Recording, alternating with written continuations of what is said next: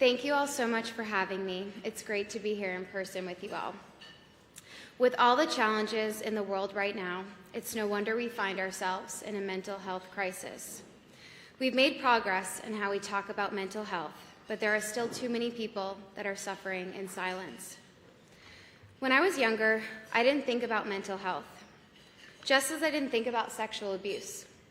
These weren't topics that were talked about. It wasn't until I faced the trauma of my own abuse that I also became aware of the complex reality of mental health.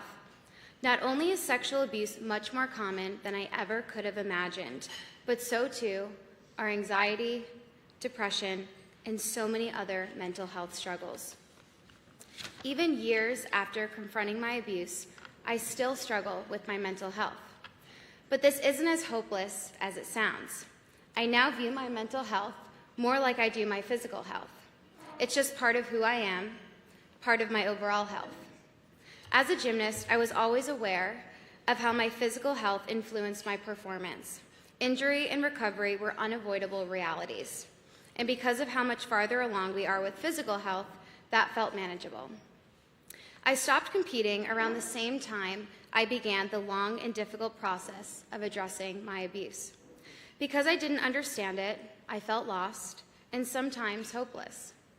I sought solutions with the same intensity that had worked for me in gymnastics, desperately hoping to find someone who could provide answers and trying everything that offered hope.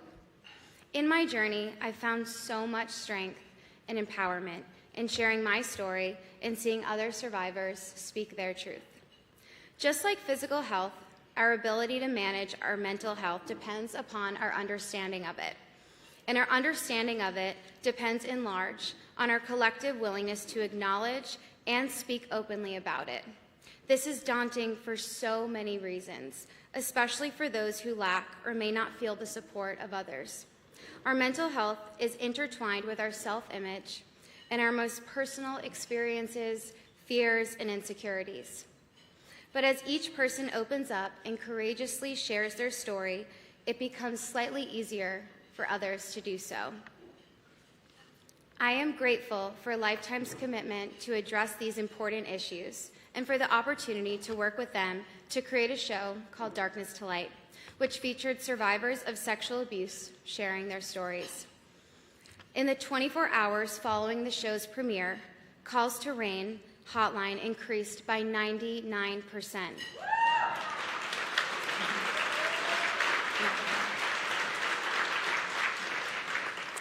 I like to think that by sharing their stories, these courageous survivors formed a connection with viewers, helped them feel the power of Me Too and the courage to acknowledge their own truths. Sharing our stories weakens stigmas, connects us, shows us we're not alone, and provides hope that if others can find light at the end of the tunnel, so can we. This is the power each of us possesses, both to take that first step on the pathway towards healing and to inspire others to do the same. Never underestimate the power of your story and your voice.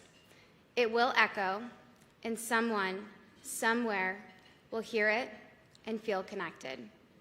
Thank you.